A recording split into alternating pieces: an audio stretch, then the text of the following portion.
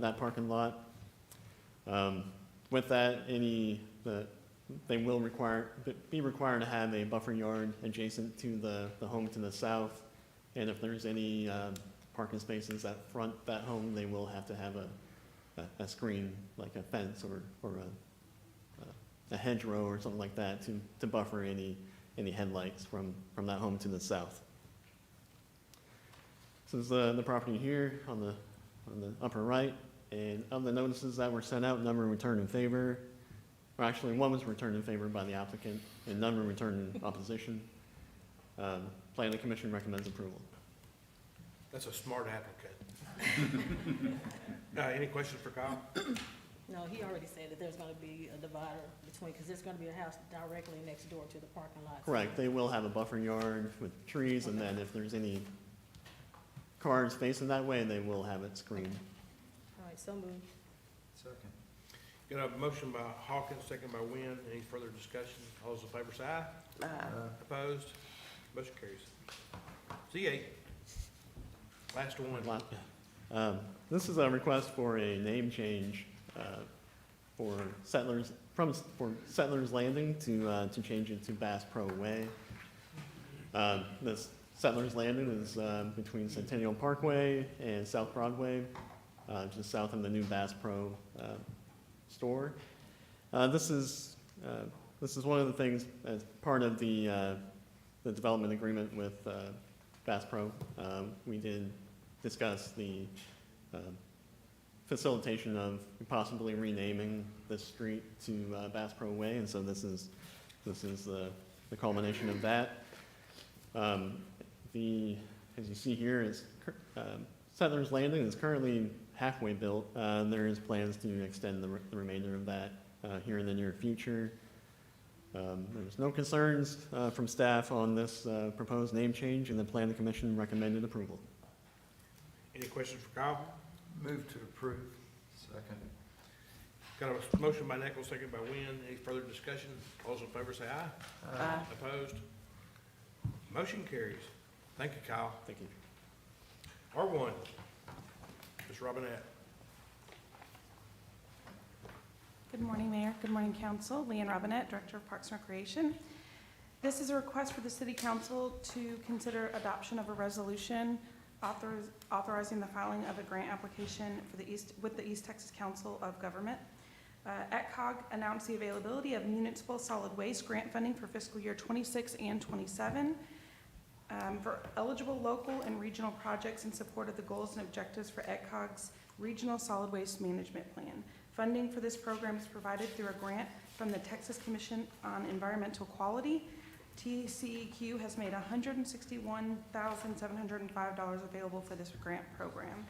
If approved by the City Council, the City Solid Waste Department in Cute Tyler Beautiful will apply for $20,000 in grant funding to host a Paint Recycles Day.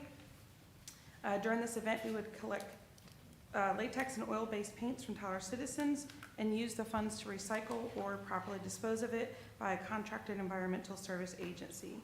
According to the grant application, the applicant's governing body must approve a resolution authorizing the application.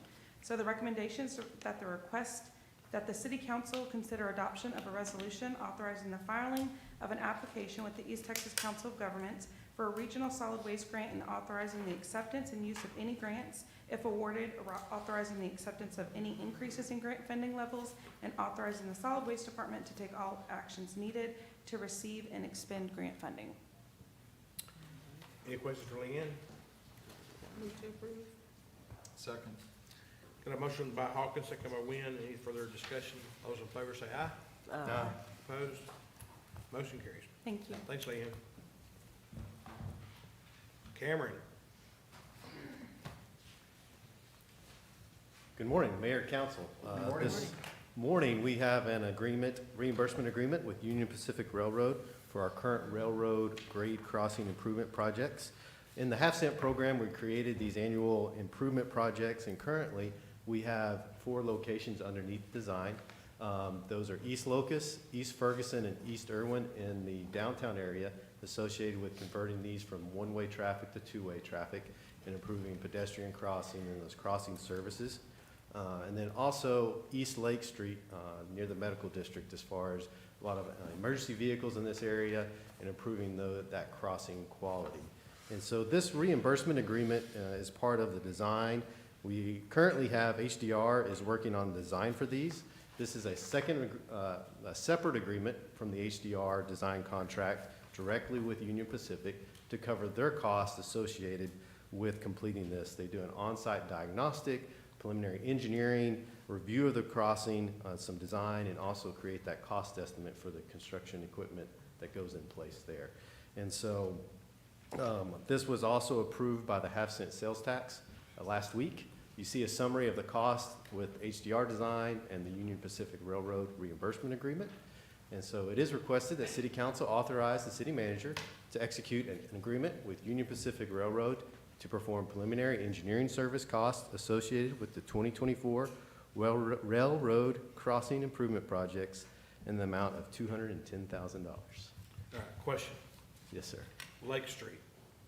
I think that's one of the four, correct? That is correct. So you do this study, because right now, when you cross Lake Street, or on Lake Street, you cross railroad tracks, you just about bust around.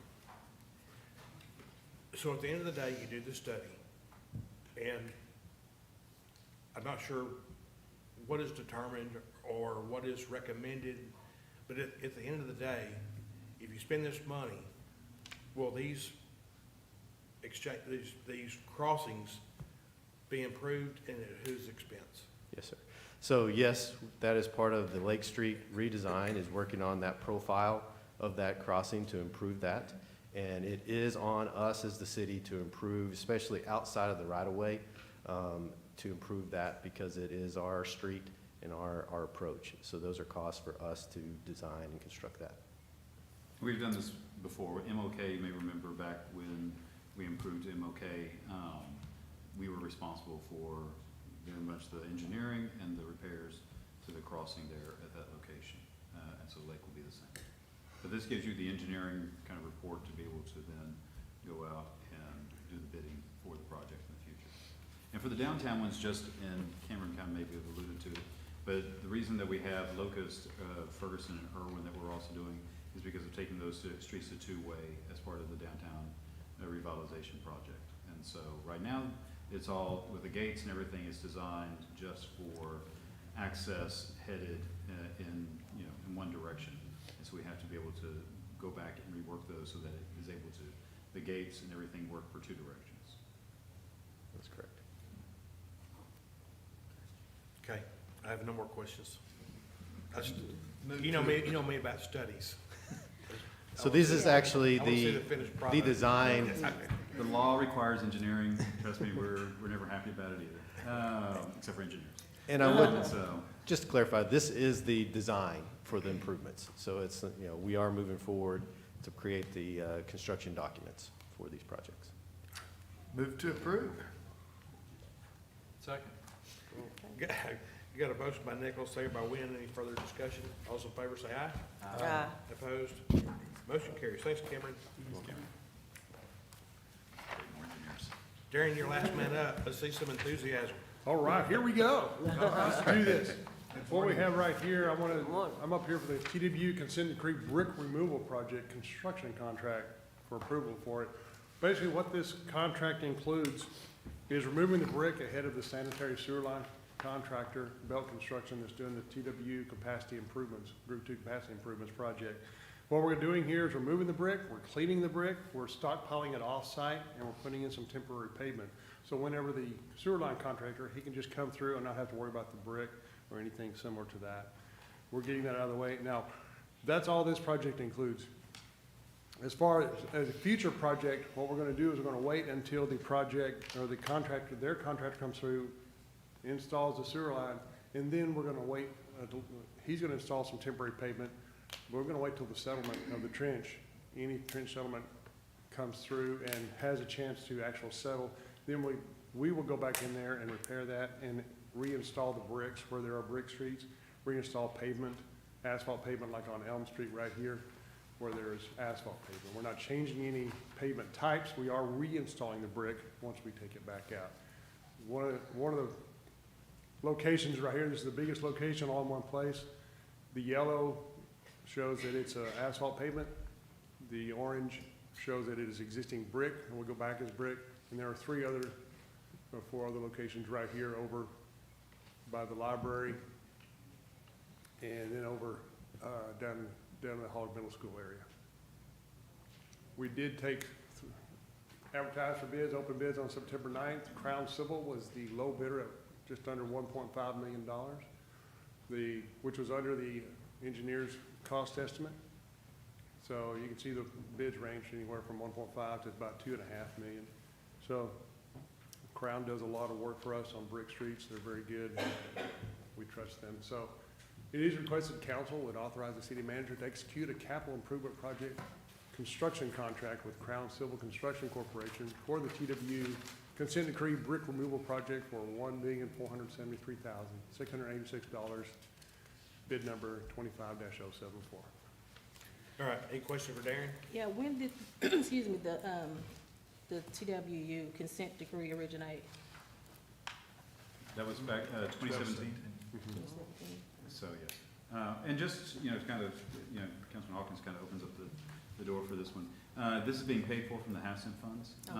One of the pieces that we're looking at with this is, we looked at the consent decree project, the cost of it, and as always, looking, as far as what is the impact on our customers, our utility customers. This was a great project where engineering and Tyler Water Utilities were able to look at the project, at some of the stuff going on downtown as well, to say, how is it possibly then that could we shift the brick project part of this, which is ultimately the collection of the bricks, to being able to, and take those because ultimately for the wastewater line project, it needs these bricks out of the way because of course having to dig in that area. And so half cent then takes on that project so that Tyler Water Utilities doesn't have to bear the cost of it. Thank you. All right. Any other questions, comments? Move to approve. Second. Got a motion by Nichols, second by Hawkins. Any further discussion? All those in favor say aye. Aye. Opposed? Motion carries. All right, we're down to the consent, thanks, Darren. We're down to the consent agenda. Anything need to be pulled or approved I as just- written? Had one question on the consent agenda, item CA4. It's You the wanna call senior that? citizens roof restoration by Aggie Land Roofing. Did they give us an exact number of how many Aggies it takes to put a roof on a senior citizen center? Just one, and that's the boss. Okay. Then they hire, I just wanted clarification. This meeting was way too heavy today. It's just too much. I need that. Are you No, he wants to coming? clarify. That's my project. So do we need We to pull haven't, this we from the don't have an consent exact count. We're waiting for that.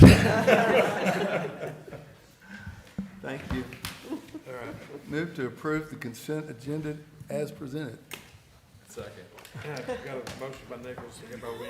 Any further discussion? All those in favor say aye. Aye. Opposed? Motion carries.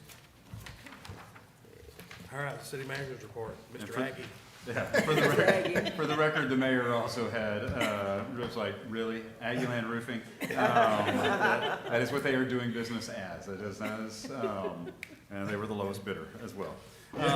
So with that though, Mayor and Council, a few items of note. The Tyler Rose Garden is now an official member of the American Public Gardens Association, giving us access to a nationwide network of public gardens, professional resources, and training opportunities. Membership also allows us to post job openings on APGA's National Job Board, an excellent tool for reaching qualified horticultural professionals across the country. In addition, it opens the door for us to pursue accreditation for our rose collection through the Plants Collection Network, which gives us the garden formal recognition among public gardens nationwide. And especially coming off of an incredibly successful Rose Festival, this was just, as far as wonderful news for us to receive as well. And so we appreciate everyone involved with our Parks Department and our Rose Garden with helping to get that as far as accreditation with the American Public Gardens Association. And just also, just as an aside, for all the incredible work that everyone did for the Rose Festival in making that such a great event for people to be able to come to. You also, besides, everyone who came in for the Rose Fest, we have some special people here as well. And those were from our sister city, of Helenia Gora, Poland. And so they came, the city began our official sister city as far as recognition and just tour of Tyler for them on last Wednesday. The city council was incredible in helping me host them, visiting with them as best you could. And so it was, they got to see all parts of Tyler. They were very impressed. They were headed home yesterday, but not before being able to see, all the best parts of our community. And they seemed extremely grateful. And also, speaking of senior citizen centers, we're able to dance along with the seniors at an event we held on Friday. So great time, and we appreciate everything the council did, our staff did, and our community did to host our friends from Poland. And then, as far as just some kind of news that we'll be releasing later today, we're pleased to report that the leak on the raw water line from Lake Tyler to Golden Road Water Treatment Plant was successfully repaired as of Sunday afternoon. So following testing during peak demand on Monday and Tuesday, Golden Road Water Treatment Plant is now operating at full capacity. At the Lake Palestine Water Treatment Plant, 6 of the 8 filters are now back in service, increasing our overall system capacity. And so with the raw water line fully restored and Golden Road Water Treatment Plant running at full output, along with the improved capacity at Lake Palestine Water Treatment Plant, we're now able to meet system-wide demand, and as a result, Stage 2 water restrictions are being lifted today. And we do appreciate the community's cooperation throughout this period that can help us through this as far as working on the issues we're having at Lake Palestine Water Treatment that it came forward, as well as repairs that had already been scheduled for the Golden Road Water Treatment Plant, or particularly the Lake Tyler water intake line that runs from Lake Tyler to Golden Road. Our big demand days are Mondays and Fridays. Everybody loves to water their yards that morning. And so word really did get out, and people did decrease their irrigation on those mornings for us to be able to meet our capacity needs through the system while those repairs were being made. I'd like to commend those who came before us that today we have the ability to literally operate at 50 or 60% capacity while we're able to do that, because that just shows people thought ahead, those that came and planned well, so it's a good deal. I want to make one other comment about the Polish delegation. There were so many people involved in this, and Russ is back there, and Russ was in charge of making sure that they had transit to get to all the different places. It was a packed schedule. And, when the 6 of them came, they came here, actually 4 of them had never been to America, 4 of the 6. And they came to Tyler, and they didn't leave to go to New York or anywhere else. They spent their entire time here in Tyler. And we had a dinner at a house last Wednesday night, and I'd gone out and bought 3 different kinds of vodka, thinking that, Polish people like to drink vodka. Well, they didn't want to drink vodka. They wanted to drink Jack Daniels because they're in Texas. and so we had them set up to go to a Catholic church on Sunday because that's what they do at home. And they said, we can do that at home. And so we would like to go to a Baptist church. So we took them to Green Acres Baptist Church, and 2,500 people in there, and the loud music, and they were mesmerized, and they loved it.